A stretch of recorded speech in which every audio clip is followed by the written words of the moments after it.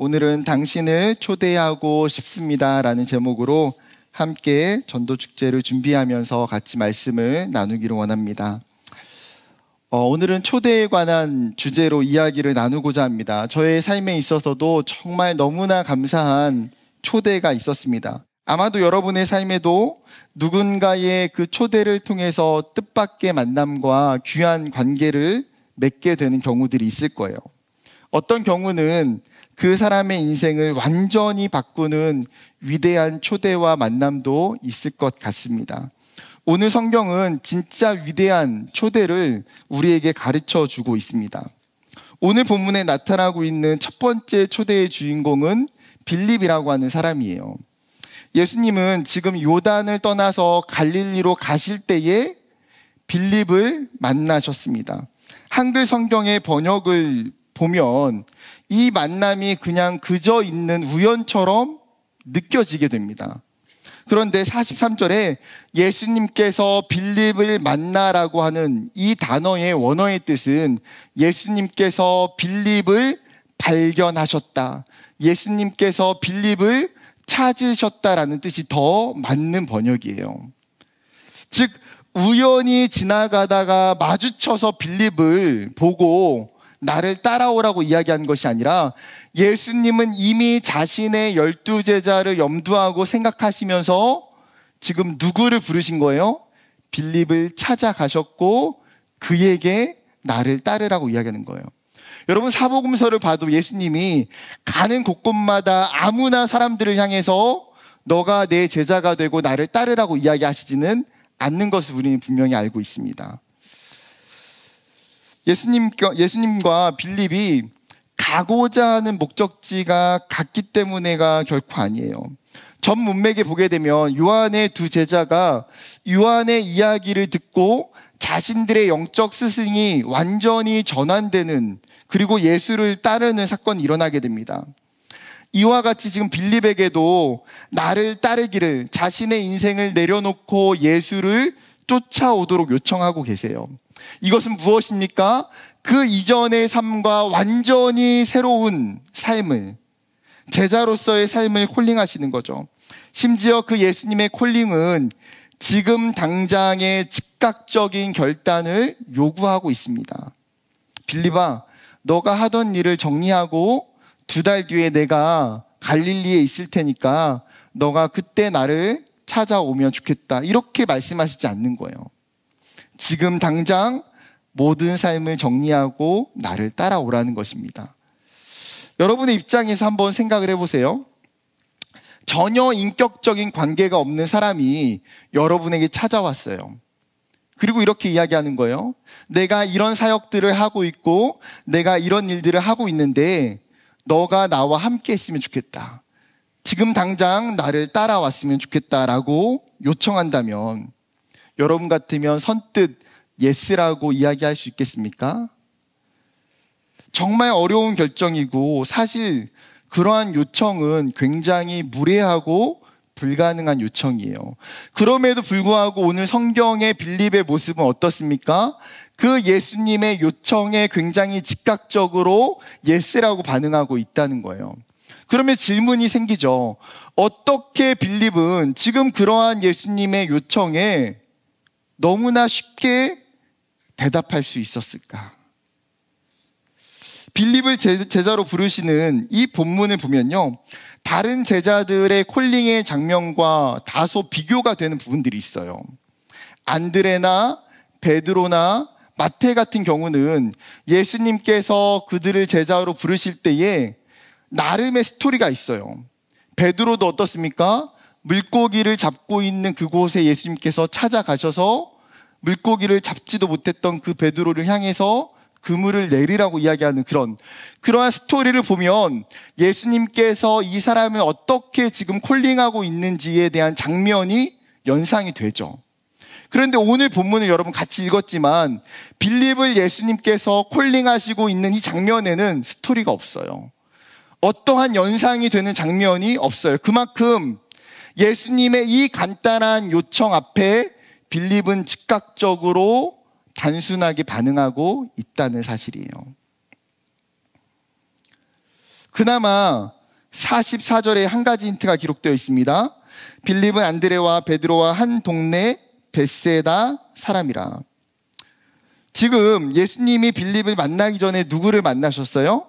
안드레와 베드로를 만나셨습니다. 세례 요한의 제자였던 안드레는 세례 요한의 이야기를 듣고 예수님이 어떤 사람인지에 대한 궁금증이 생겼어요. 그리고 나서 예수님이 머물고 있는 숙소에 찾아가서 예수님과 함께 시간을 보내면서 그분이 어떤 분인지를 깨닫게 됩니다. 그리고 나서 자신의 형제였던 베드로에게 찾아와서 베드로를 전도했어요.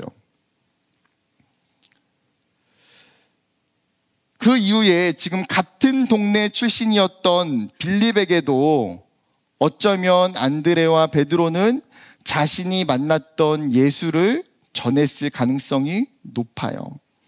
그런데 이 빌립이 그 안드레와 베드로를 통해서 이미 예수님을 만나기도 전에 그 마음속에는 기대하는 마음과 소망하는 마음과 열려있는 마음이 생겼더라는 거예요. 그런데 시간이 조금 지나서 자기가 안드레와 베드로를 통해서 들었던 그 예수를 어떻게 됩니까? 실제로 마주치게 돼요. 그리고 그 예수님이 실제로 자신에게 제자로 콜링하시는 그 경험을 하게 됩니다. 여러분, 빌립은 특별한 사건이 없었지만 이미 베드로와 안드레를 통해서 들었던 그 예수에 대한 이야기 때문에 빠르게 응답할 수 있었던 것 같아요. 우리 중에 어떤 사람들은요, 이런 빌립과 같은 유형들이 있습니다. 내 주변에 예수를 만난 사람들을 보고 아니면 내 친구가 했던 교회에 대한 이야기, 예수님에 대한 이야기를 들었던 것들 때문에 누군가 나에게 교회를 가자고 요청할 때에 그래, 내가 갈게 라고 쉽게 반응하는 사람들이 있는 거예요. 때로는 전도를 한 사람보다 전도가 되어 나온 그 사람이 이 빌립과 같이 더 열심히 신앙생활하는 경우도 있습니다. 이미 그 사람의 영혼은 준비가 되어 있는 것이죠. 사랑하는 청년 여러분, 우리가 빌립을 보면서 한 가지 기억해야 되는 것은 무엇이냐면 예수님의 초청에는 우연이 없다는 거예요. 이미 빌립을 준비시켜 놓으셨고 예수님의 타이밍에 그를 찾아가서 만나 주셨습니다. 어쩌면 우리의 삶도 빌립과 동일하지 않을까요? 우리를 향한 하나님의 부르심에는 우연이 없다는 사실이에요. 내가 교회를 오게 된 것이 어쩌다가 보니 생긴 일이 아니에요. 하나님의 계획이셨고 하나님의 때에 각자 여러분을 부르셨다는 사실이에요. 송경민 목사님의 찬양 중에 하나님의 부르심이라는 찬양이 있습니다. 이 찬양을 부를 때마다 가사가 마음속에 굉장히 깊이 남게 돼요. 가사가 이렇습니다. 하나님의 부르심에는 후회하심이 없네. 내가 이 자리에 선 것도 주의 부르심이라. 하나님의 부르심에는 결코 실수가 없네. 나를 부르신 하나님의 신실하심을 믿네. 여러분, 맞습니다. 우리의 부르심은요, 하나님의 주권 속에 있어요. 나의 결정이 아닌 하나님의 초대입니다. 그리고 여러분을 부르신 그 하나님은 후회하심도 없고 또 뭐도 없어요? 실수도 없는 신실하신 하나님이에요. 여러분, 우리가 이 사실을 기억하면서 하나님의 놀라운 초대에 빌립과 같이 적극적으로 그리고 즉각적으로 순종하며 반응하는 저와 여러분이 되기를 주님의 이름으로 축복합니다. 다시 본문으로 돌아와서 빌립은 예수님의 콜링을 받고 나서 한 가지 행동을 하게 됩니다. 자신도 누군가를 초대하게 돼요. 45절 말씀입니다. 빌립이 나다나엘을 찾아 이르되 모세가 율법에 기록하였고 여러 선지자가 기록한 그 일을 우리가 만났으니 요셉의 아들 나사렛 예수니라. 빌립이 예수를 만나고 나서 그의 마음속에 떠오르는 한 사람이 있었습니다. 바로 나다나엘이에요. 그는 아마도 빌립의 친구였거나 빌립의 굉장히 가까웠던 지인이었습니다. 빌립은 나다나엘을 찾아가죠. 그리고 자신이 만난 예수를 소개해요. 뭐라고 말합니까? 모세가 율법에 기록하였고 여러 선지자들이 이야기했던 그 사람을 내가 만났다. 여러분, 유대인들에게는 율법과 선지자들이 이야기했던 예언과 말씀이 굉장히 중요하고 신뢰가 되는 말씀이에요. 그 말씀 안에는 이런 약속들과 예언들이 기록되어 있습니다. 창세기 3장 15절, 내가 너로 여자와 원수가 되게 하고 내 후손도 여자의 후손과 원수가 되게 하리니 여자의 후손은 내 머리를 상하게 할 것이요 너는 그의 발꿈치를 상하게 할 것이니라 하시고, 이미 태초의 처음 사건임에도 불구하고 이 창세기에서 기록하고 있는 것이 무엇입니까? 여자의 후손이 다시 오실 리가 있다는 거예요. 에레미야 23장 5절, 여호와의 말씀이니라. 보라, 때가 이르리니 내가 다윗에게 한 의로운 가지를 일으킬 것이라. 그가 왕이 되어 지혜롭게 다스리며 세상에서 정의와 공의를 행할 것이며, 다윗의 혈통을 통해서 다시 한 가지의 의로운 가지를 일으킬 것이고 그가 이스라엘의 왕이 될 거라는 예언이죠. 미가서 5장 2절, 베들레헴 에브라다야, 너는 유다 족속 중에서 작을지라도 이스라엘을 다스릴 자가 내게서 내게로 나올 것이라. 그의 근본은 상고의 영원에 있느니라. 그는 베들레헴에서 탄생하실 이임을 성경이 예언하고 있습니다. 이 밖에도 수많은 말씀이 유대인들로 하여금 한 사람을 기다리고 기대하게 했습니다. 누굽니까? 메시아죠. 다른 말로는 기름 부음 받은 자, 그리스도입니다. 그들은 그 하나님의 말씀을 기대하면서 자신들이 소망하는 정치적인 메시아, 이상적인 왕, 이스라엘의 참된 구원자를 꿈꾸며 살았어요. 그리고 이미 수많은 사람들이 자신을 메시아라고 이야기도 했지만 지금까지 성경이 이야기했던 정확한 참된 메시아는 아무도 없었습니다. 그런데 빌립은 율법과 선지자들이 예언했던 진짜 메시아를 자신이 만났다고 이야기하는 거예요. 여러분, 이따금 서울을 돌아다니다 보면 TV에서 보게 되는 연예인들, 또 정치인들, 운동선수들을 만나볼 때가 있습니다. 그러면 어떻습니까? 참 신기하기도 하고요, 감격적이에요. 그런데 그 중에서도 만약에 내가 가장 좋아하는 연예인, 내가 팬클럽으로 가입해 있는 그 연예인을 여러분 만났다면 어떨까요? 그 감동과 그 기쁨은요, 이루 말할 수 없겠죠. 그런 날은 설레어서 잠이나 제대로 오겠습니까? 잠 못 자죠. 그 장면을 묵상하고 떠올리면서 또 생각하고, 손이라도 한번 잡아보면 못 씻어요. 씻을 수가 없죠. 감히 이 손을 어떻게 씻어요? 더러워도 그냥 자야지. 여러분, 지금 빌립의 심정이 비슷하지 않았을까요? 벅찬 감동과 그 기쁨, 말할 수 없는 그 기쁨이 그의 마음에 가득 차요. 여러분, 그냥 나다나엘에 가서 내가 율법에 말한 그 일을 만났다고 이야기하는 게 아니에요. 이 말할 수 없는 그 감동과 기쁨을 가지고 빌립은 지금 나다나엘에게 이야기하고 있는 거예요. 여러분, 이것이 예수를 만나고 복음을 경험한 사람들에게 나타나는 중요한 현상이고 일반적인 모습이에요. 구원의 그 기쁨과 은혜를 경험한 사람은 자발적으로 가까운 사람에게 찾아가서 자신이 경험한 그 복음과 예수를 이야기하게 됩니다. 수련회에 가거나 단기 선교를 가서 예수님을 영접해요. 영적인 체험을 하게 돼요. 어느 날 말씀이 나에게 너무나 강력하게 임했어요. 그러면 어떻게 합니까? 집에 가서 부모님에게, 혹은 나에게 가장 친한 친구에게 가서 어떻게 할까요? 내가 받은 은혜는 비밀 유지, 절대 보안, 무건 수행, 이러면서 나 혼자 알고 넘깁니까? 그렇지 않아요. 그 감격과 감동의 체온이 식기 전에, 나의 기억의 필름 속에서 그 사건이 기억에서 사라지고 잊혀지기 전에 더 이야기하고 싶은 거예요. 우리의 삶을 생각해 보면 여러분, 비슷한 현상들은 참 많이 있어요. 청년부 사역을 하다 보면 청년들과 리트릿이나 단기 선교를 가서 시간을 길게 함께 할 수 있는 시간들이 참 많이 있습니다. 그러면 형제들은 자기들끼리 모여 있으면 어떻습니까? 별로 말을 하지 않아요. 숙소에 가도 그냥 씻고 빨리 잡니다. 왜요? 말을 하면 더 피곤해져요. 더 힘들어져요. 그래서 별로 말을 안 해요. 그런데 자매들은 모이면 끊임없이 어때요? 이야기를 하죠. 안 자고. 종종 즐겁게 이야기하는 모습을 이렇게 보고 있으면 사역자로서 무슨 이야기하는지 너무 궁금해요. 막 즐겁게 진짜 심도 있게 이야기하는 그 모습을 보고 있노라면 도대체 무슨 이야기를 하는지 저렇게 진지할까? 궁금해서 이제 가까이 가서 듣게 돼요. 가서 들어보면 더 중요한 주제를 이야기해요. 화장품 간증. 자신이 쓰고 있는 화장품을 통해서 받은 은혜. 얼마 전에 새로 나온 미백 크림과 수분 크림, 기초 화장품과 립밤 등 새로운 소식에 대한 간증들까지. 저는 들어도 무슨 이야기 하는지를 진짜 모르겠어요. 새로운 세상이야. 근데 또 그 간증을 듣고 은혜를 받는 다른 자매들은 자기가 쓰던 브랜드가 있음에도 불구하고 타사 브랜드로 개종해서 그 자리에서 바로 구입해요.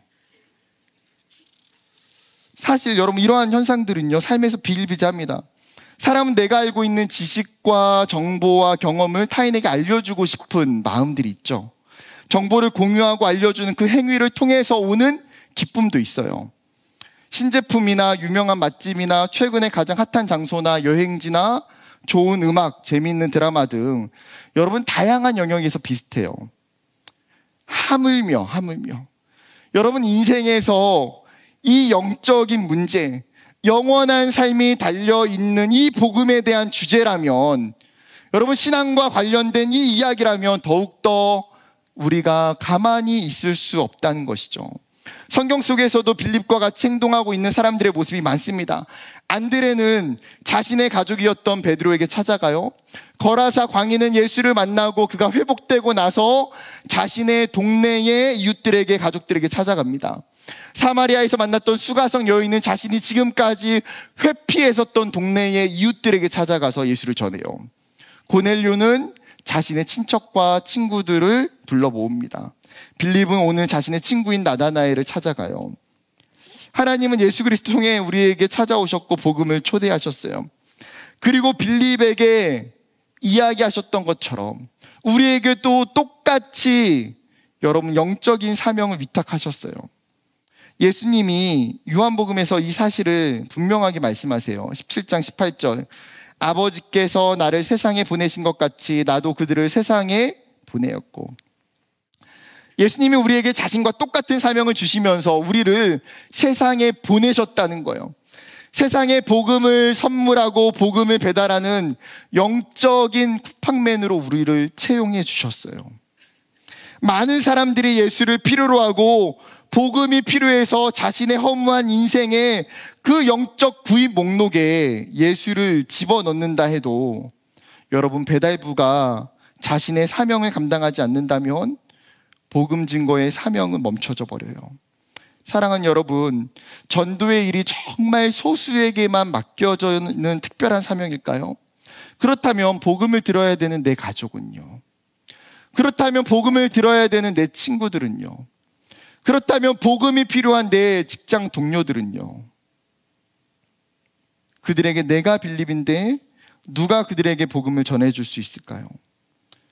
여러분, 우리는 다 동일한 복음의 증거자들이에요.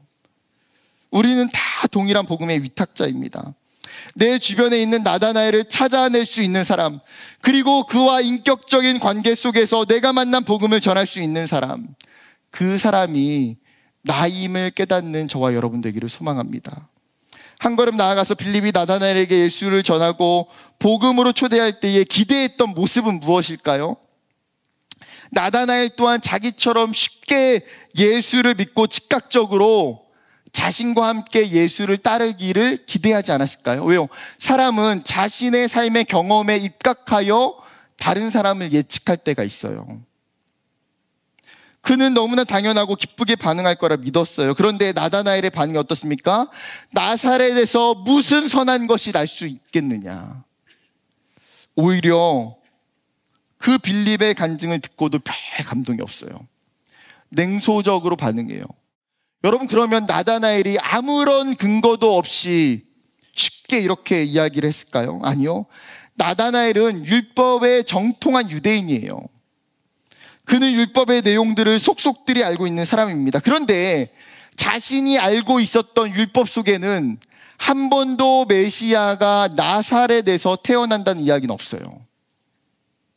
그러면 율법에 기록되어 있지 않은 것을 어떻게 믿을 수 있겠느냐는 거죠.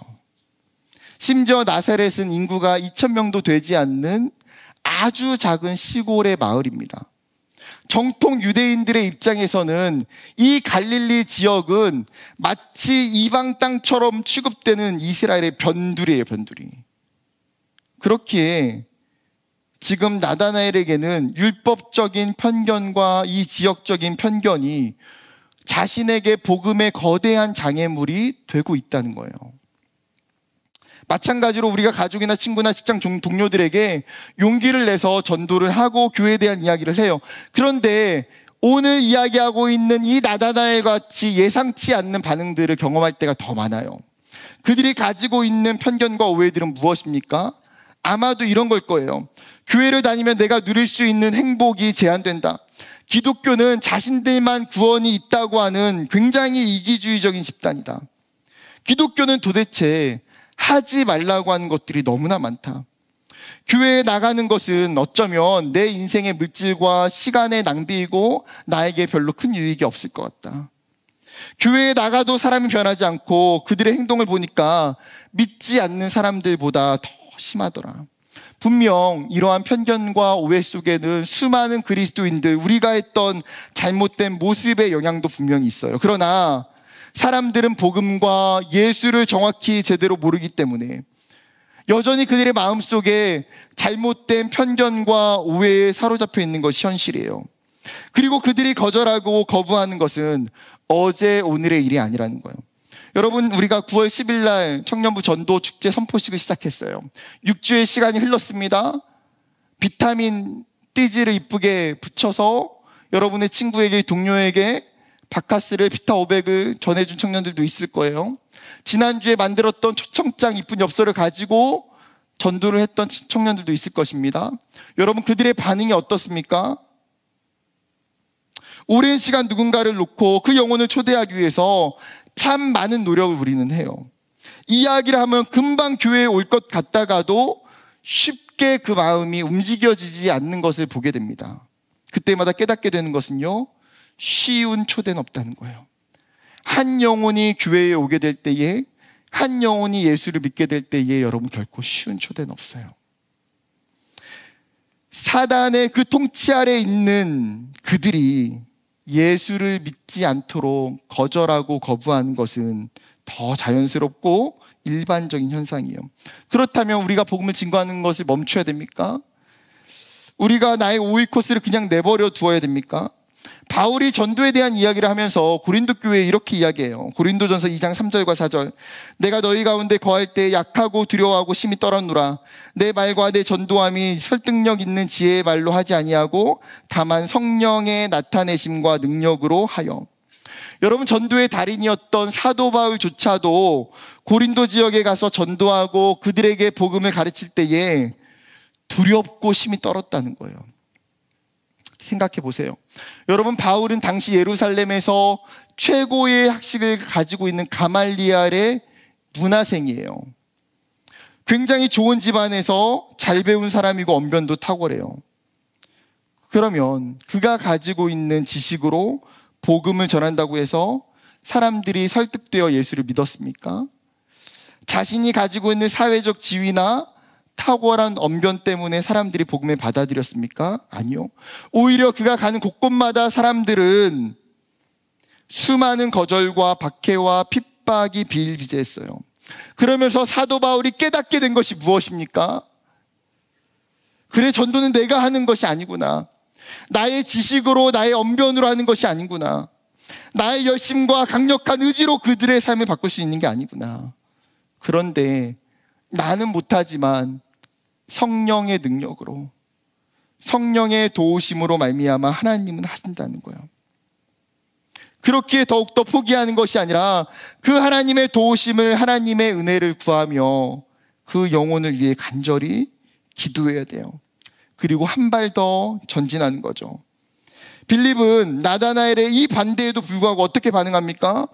나다나엘이 이야기하는 그 부정적인 이야기, 부정적인 태도와 반응에 대해서 전혀 신경을 쓰지 않아요. 오히려 그에게 더 담대하게 이야기합니다. 와서 봐라. Come and see. 빌립은 나다나엘에게 너가 직접 예수를 만나고 결정하기로 요청해요. 여러분, 우리가 종종 사용하는 고사성어에 백문이 불여일견이다라는 말이 있어요. 100번 듣는 것이 한 번 보는 것보다 못하다.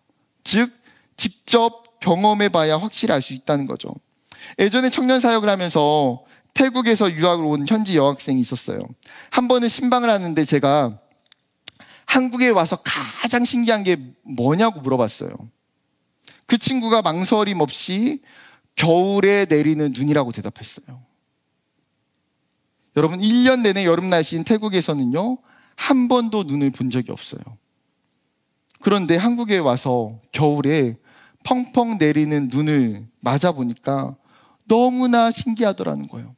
그래서 태국에 있는 자기 가족들에게, 친구들에게 사진을 찍어서 보내줬다는 거죠. 일평생 눈이 무엇인지 모르는 사람에게 눈이 내리는 과정, 눈의 생김새를 설명한다고 해서 이해할 수 있을까요? 눈을 이해하기 위한 가장 좋은 방법은요, 직접 경험하는 거예요. 눈을 만져보고 맞아보는 거죠. 여러분, 넌 크리스천들이 가지고 있는 수많은 오해와 편견을 깨트릴 수 있는 것은 설득력 있는 논리와 지혜가 아니라 직접 교회를 경험하고 직접 말씀을 접하고 듣게 하는 거예요. 교회가 어떤 곳인지, 성경이 무엇을 이야기하고 있는지, 예수가 어떤 분인지에 대해서 직접 체험해 봐야 돼요. 세상에는요, 니고데모와 같이 영적인 궁금증이 있는 사람들이 너무나 많아요. 그들에게 우리가 선포해야 되는 것은 너가 직접 교회에 와서 경험해 봤으면 좋겠다는 그 이야기예요. 나와 함께 교회에 가보자고 이야기해야 돼요. 여러분, 오늘 본문에서 빌립의 이 전도는 누가 봐도 특별하지 않아요. 이제 막 예수를 믿고 따르는 빌립도 초신자예요. 사실 그가 얼마나 대단한 복음을 전하고 얼마나 탁월하게 전도할 수 있겠습니까? 못하죠. 그런데 하나님은 놀랍게도 그 빌립의 작은 그 서툰 몸짓을 기뻐하시고 사용하신다는 거예요. 가끔씩 청년들이 친구들을 전도해 오는데 어떻게 데려왔는지 물어봐요. 그러면 교회에 가면 놀 수 있는 게 많다고 이야기해서 데려왔다는 거예요. 운동을 좋아하는 친구에게는 우리 교회에 가면 농구할 수 있고 족구할 수 있으니까 데려왔다는 거예요. 어떤 경우에는 우리 교회에 진짜 괜찮은 자매들 많이 있으니까 와보라고 하는 거예요. 여러분, 그런 거짓말 괜찮아요. 영적인 눈으로 보면 다 괜찮아 보여요. 다 이뻐요. 심지어 일요일날 할 게 없으니까 그냥 우리 교회 와봐라 했는데 왔다는 청년도 있어요. 이런 이야기를 듣다 보면 이렇게 이야기한 청년이나 그런 이야기를 듣고 교회에 나온 청년이나 다 대단해요. 이렇게 이야기했는데 교회로 왔다고? 그런데 때로는 복음을 다 전하지 않아도 그냥 편안한 그 한마디가, 진심 어린 그 한마디가 그 사람을 예배의 자리로 인도할 수 있어요. 빌립의 역할은 무엇입니까? 나다나엘에게 예수님께 데려가는 거예요. 거기까지. 그 뒤에 나다나엘의 생각과 영혼을 변화시키시고 책임지시는 것은 누구의 역할이에요? 예수님의 역할이고 오늘 본문 뒤에 예수님이 하세요. 누가복음 14장에 어떤 사람이 큰 잔치를 베풀게 됩니다.